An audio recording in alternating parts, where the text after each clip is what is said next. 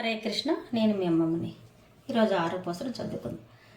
నీలాతుంగస్తనగిరి తటి సుప్తమద్బోధ్య కృష్ణం ఆరాధ్యం సంసృత శతశిరసిద్ధమధ్యాపయంతి స్వాచిష్టాయం సృజని గలితం యా బలాకృత్య భుంక్తే గోదా తస్యేన మైదమిదం భూయ ఏవాస్తు భూయః அன்னவயல் புதுவை ஆண்டாள் அரங்கற்கு பன்னு திருப்பாவை பல்பதியம் இன்னிசையால் பாடு கொடுத்தால் அப்பா மாலை ஓ மாலை சூடு கொடுத்தா சொல் சூடி கொடுத்தா சொற்கொடியை தொல்பாவை பாடியரில் வல்வ பல்வழியாம் நாடி நீ வேங்கடவர்க்கன் விதியிர்மவிம்மாத்து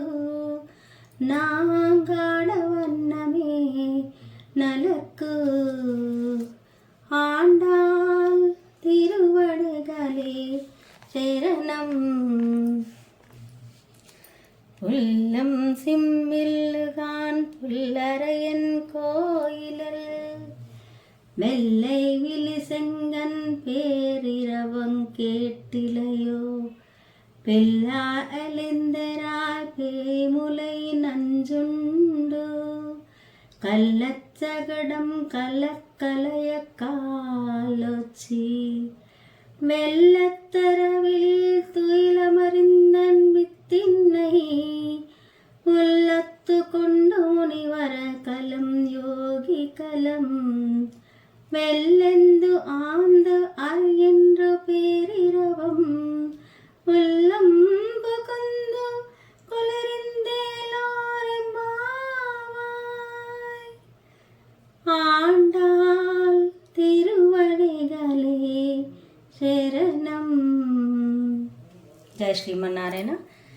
ఇంతవరకు మనం ఉపోద్ఘాతం అయినది, ఆండాలందరినీ ఆహ్వానించినది, అందరికీ ధైర్యం చెప్పి వ్రతంలో నియమాలు తెలియచేసింది, లోకానికి వ్రతం వల్ల కలిగే ప్రయోజనాలు చెప్పింది, సాక్షాత్ దేవతలే మనకు వశవర్తులై మనకు కావలసిన వర్షాన్ని ప్రసాదిస్తారని చెప్పినది, మనకు ప్రతిబంధకములైన పాపములు భగవన్నామాన్ని కీర్తిస్తే పోతాయని కూడా చెప్పింది.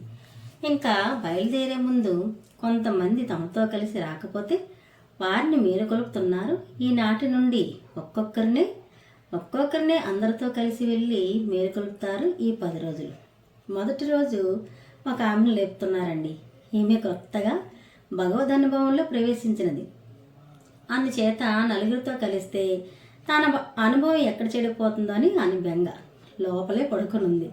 అందరితో కలిసి అనుభవించాలనే స్థితి ప్రౌఢత. తను అనుకుంటుంది, అందరం భక్తి చేస్తాము కానీ నేను ఒక్కదాన్నే ఎవరితో కలవకుండా ఒక్కదాన్నే చేసుకోవాలి, భగవంతుని నా ఒక్కడవాడు అన్నట్టు ఎవరితో కలవకుండా పడుకొని ఉందట. అలాంటి ఆమెను లేపుతున్నారు. ఒక్కరు అనుభవించాలనుకోవడం పసితనం. ఆ పసితనంలో ఉన్న ఒక పిల్లను లేపుతున్నారు.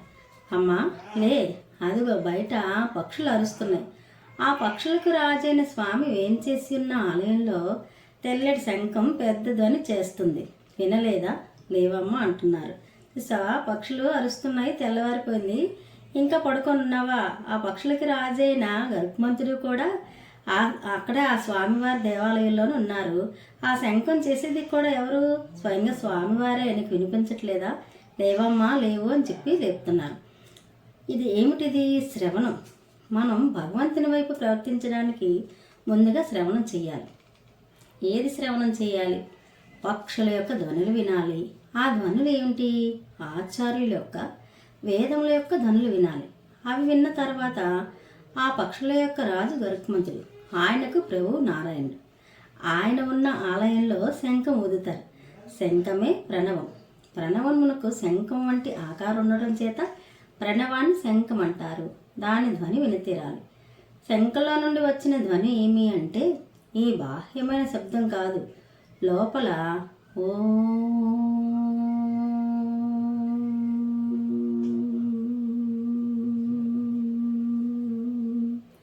అని దానిలో అకారము భగవానుడు, మకారం జీవుడు, ఉకారం జీవుడు భగవాన్ని కొరకే అని చెప్తుంది. ఇది ప్రణవం. ఓం అంటే ఓం అంటే స్వామి, నేను నీ కొరకే, నీ విభూతి కొరకే, నీ వారి కొరకే ఉపయోగింపదగిన వాడను అని చెప్పుటే ఆ అర్థం తెలిస్తే నీ గదిలో పడుకుంటావా, వెలికి రావా, లేచి రావమ్మా అని పిలుస్తున్నారు. ఆమె ఇంకా కదలకపోతే ఒక్కసారి స్వామి మన కోసమని వచ్చి ఎంత శ్రమపడ్డాడో చెప్తున్నారు. ప్రేమ గల వారికి, తను ప్రేమించిన వారికి ఆపద కలిగితే సహించలేరమ్మా స్వామి.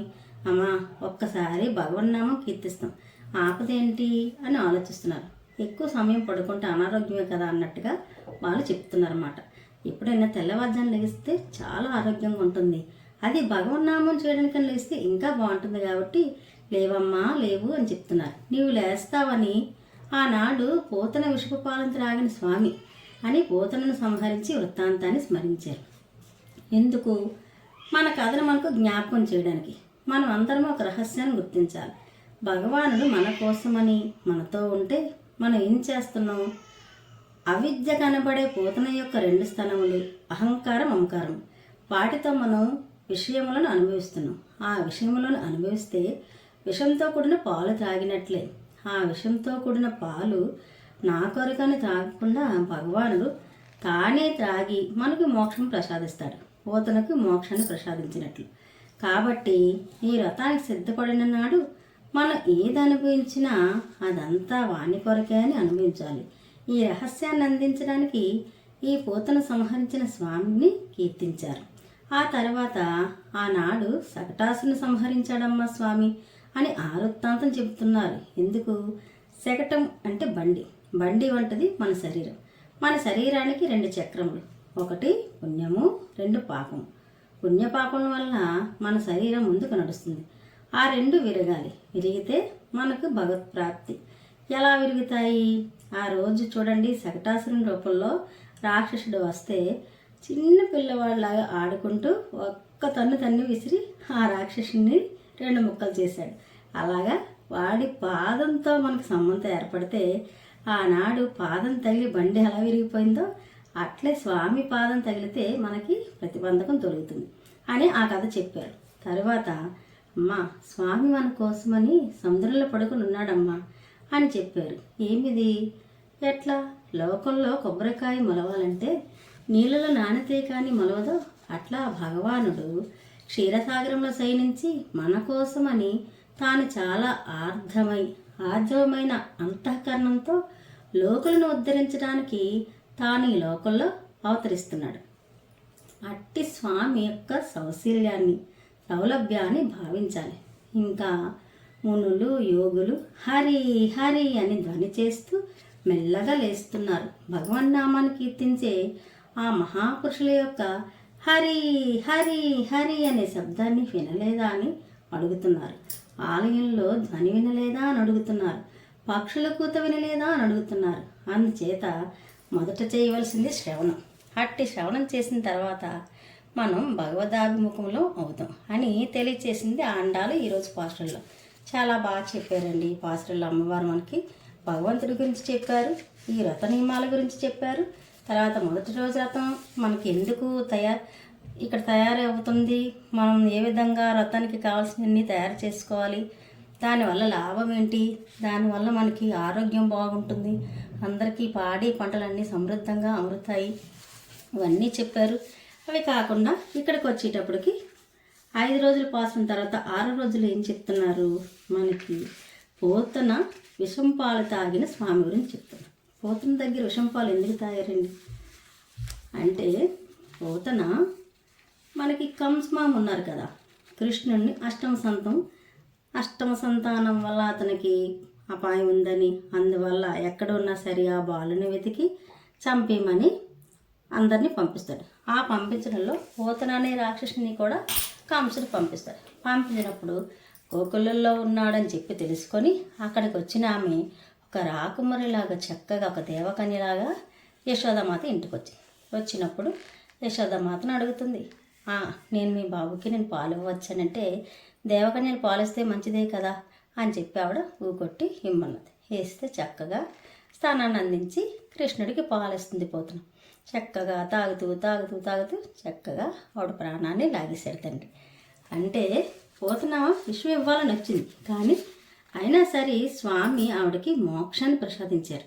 ఎందుకంటే ఆవిడకి బిడ్డకి తల్లి అవ్వాలని ఆవిడకి ఆశ కలిగింది. ఎప్పుడు ఆ రోజు వామన బలిచక్రవర్తి యాగం చేస్తున్నప్పుడు వామనిగా అక్కడికి యాచించడానికి వచ్చారు కదా, ఆ రోజు అక్కడే ఈవిడ ఉన్నది. ఆయన అక్క చెల్లో బలిచక్రవర్తి గారికి ఆవిడ ఈ వామనమూర్తి అవతారాన్ని చూసి, అబ్బా స్వామి అంత అందంగా ఉన్నారు, ఈ బాలుల్లాగా ఉండాలి, నాకు గనక బిడ్డలు పుడితే అచ్చే ఈ బాలుల్లాగా ఉండాలని చెప్పి ఆవిడ మనసులో కోరుకుందన్నమాట. ఆమె కోరికని ఈ విధంగా స్వామి తీర్చి మోక్షాన్ని ప్రసాదించాడు. అందుకని ఇక్కడ పోతన వృత్తాంతాన్ని మనకి తెలియజేశారు. ఇంకా శకటాసురుని చెప్పుకున్నాం. బండి రూపంలో వచ్చిన ఆ రాక్షసుని చక్కగా చిన్ని బాలుల్లాగా తన్ని చక్కగా అతన్ని ఎక్కడి నుండి వచ్చారో అక్కడ పంపించారు. ఇలాంటివన్నీ చెప్పుకుంటూ మనం ఇంకా మంచిగా కృష్ణుడి గురించి చాలా తెలుసుకున్నాం. ఏవైనా తప్పులు ఉంటాయి, ఏమీ కూడా మీరు పట్టించుకోకూడదు. నాకు తెలిసింది ఏదో నేను చెప్తున్నాను, మీకు కూడా తెలిసిన ఏమైనా ఉంటే నాకు కూడా చెప్పండి, నేను కూడా వాటిని సరిదిద్దుకుంటాను. ఆండాల్ తిరువరగలే శరణం. జై శ్రీమన్నారాయణ.